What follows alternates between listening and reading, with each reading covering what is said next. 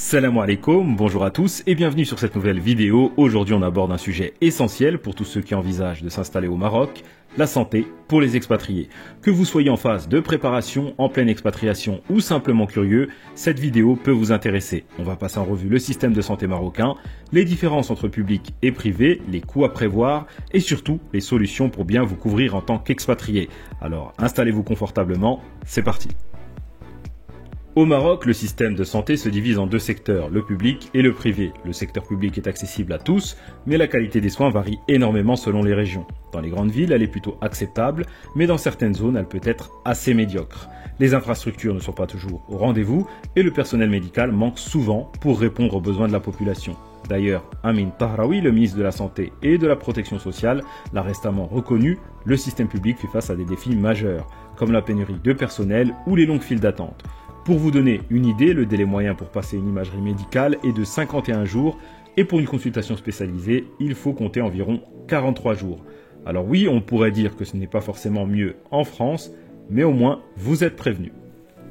Et pour essayer de réduire ces délais, les autorités ont lancé un portail de prise de rendez-vous en ligne, mawidi.ma, disponible en arabe et en français. Il facilite les démarches, mais ne résout pas tout. Côté tarif, les soins de base sont relativement abordables, mais attention, si vous avez besoin d'une intervention chirurgicale, les coûts peuvent vite grimper. Si l'acte est planifié, mieux vaut toujours demander un devis en amont pour éviter les mauvaises surprises. En cas d'urgence, dans la plupart des cas, de toute façon, on vous demandera un paiement immédiat sur place. Actuellement, le pays compte une dizaine de CHU, de centres hospitaliers universitaires, mais le gouvernement a récemment lancé une nouvelle réforme avec la création des groupements de santé territoriaux, les GST. Ces institutions publiques auront pour mission de coordonner toute l'offre de soins dans chacune des 12 régions du royaume en reprenant progressivement les CHU. L'objectif, proposer toutes les spécialités médicales à l'échelle régionale pour éviter, comme c'est le cas actuellement, que les patients doivent se rendre à Casablanca ou Rabat pour des soins spécifiques.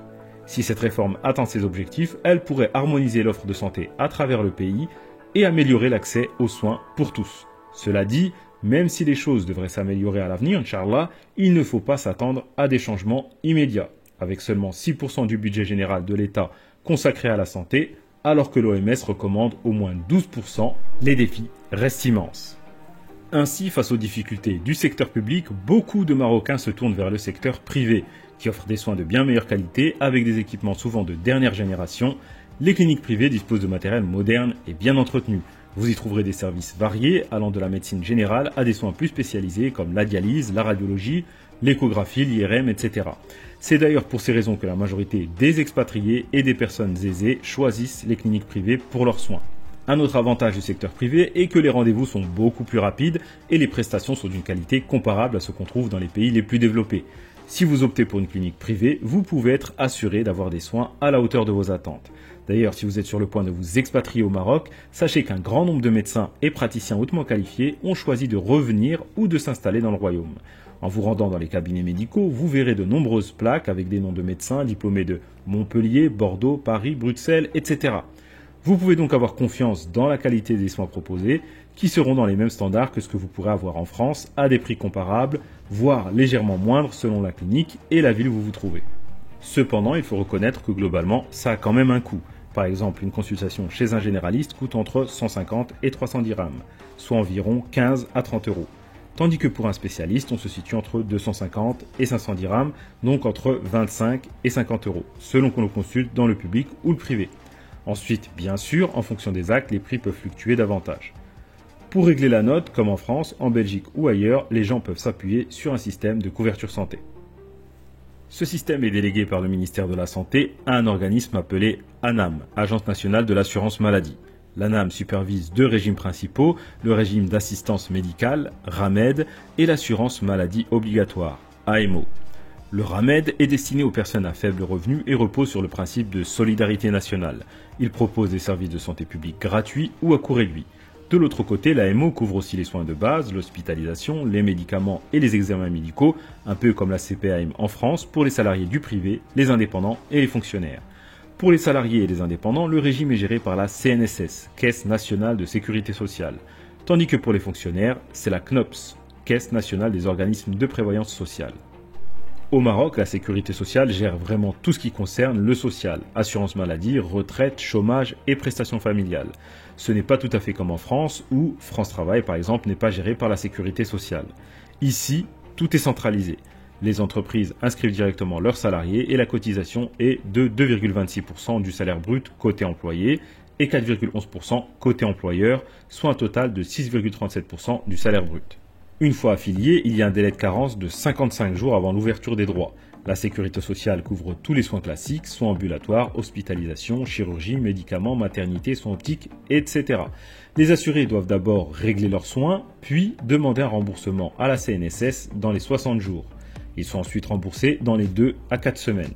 Pour certains médicaments coûteux, il est possible de bénéficier du tiers payant et pour certains appareils médicaux, il faut d'abord demander l'accord de prise en charge à la CNSS. Cependant, il y a des plafonds de remboursement. Le taux se situe entre 70 et 90% des tarifs de référence et non de la facture totale.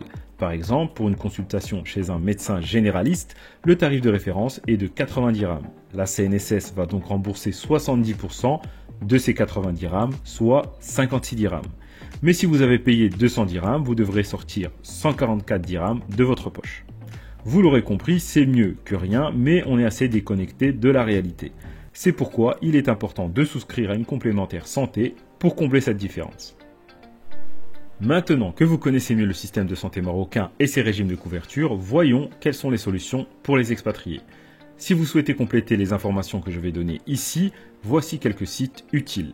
Amélie.fr, bien évidemment, le site de la CPAM, CLES.fr, le site du Centre des liaisons européennes et internationales de sécurité sociale, CFE.fr, celui de la Caisse des Français de l'étranger, CNSS.ma, ANAM.ma et ACAPS.ma, le site de l'autorité de contrôle des assurances et de la prévoyance sociale. Ils pourront vous être utiles pour analyser plus spécifiquement votre situation personnelle. Quant à moi, je vais vous donner un aperçu général des cas de figure classiques pour des personnes souhaitant venir vivre au Maroc. Alors, beaucoup de gens passent par une phase transitoire avant de s'expatrier définitivement, en faisant des séjours plus ou moins longs au Maroc tout en conservant leur couverture santé dans leur pays de résidence. Cependant, dans ce cas, vous êtes limité à une couverture de 90 jours maximum, et seuls les soins médicaux urgents et imprévus pourront être pris en charge. Une petite gastro ou une angine ne seront pas considérés comme urgents, donc vous devrez payer de votre poche. Pour les soins programmés à l'étranger, il faut faire une demande préalable et obtenir l'aval du médecin conseil de la CPAM, ce qui peut être compliqué. Donc, si vous optez pour cette solution transitoire, retenez bien que vous ne serez remboursé que pour les soins urgents et il faudra conserver tous les justificatifs, ordonnances, factures, etc. et envoyer le formulaire S3125 soins reçus à l'étranger à la CPAM en rentrant. Par contre, cela ne couvre pas le rapatriement sanitaire. Pour cela, il faudra souscrire à une assurance rapatriement spécifique. Une autre option est de demander à votre mutuelle actuelle une extension de garantie à l'étranger. Cela ne résout pas le problème des soins courants, mais cela inclut généralement le rapatriement sanitaire. Et vous pouvez aussi opter pour une assurance voyage internationale type Globetrotter pour la durée de vos séjours. C'est un peu plus cher, mais cela vous offre une plus grande sérénité.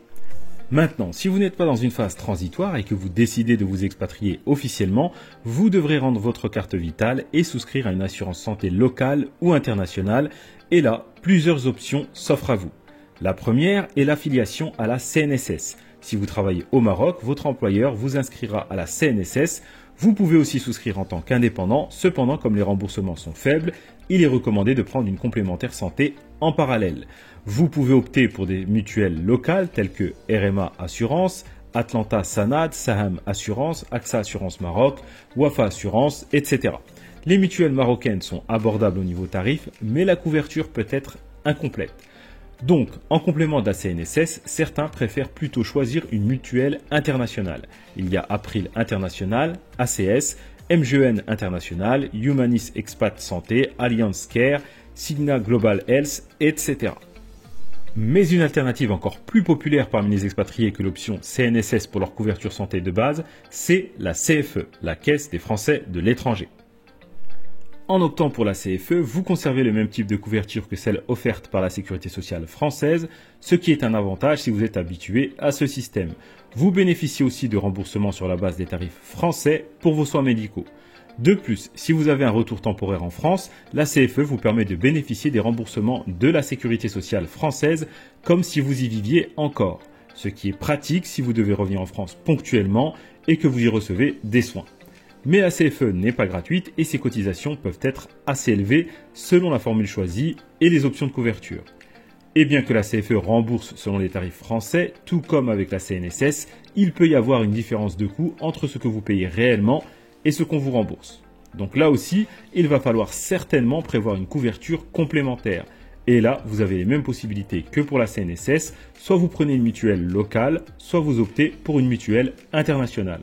Là encore, si vous trouvez que la CFE n'est pas adaptée pour vous et que vous voulez quelque chose qui couvre mieux, vous pouvez opter pour les assurances santé internationales.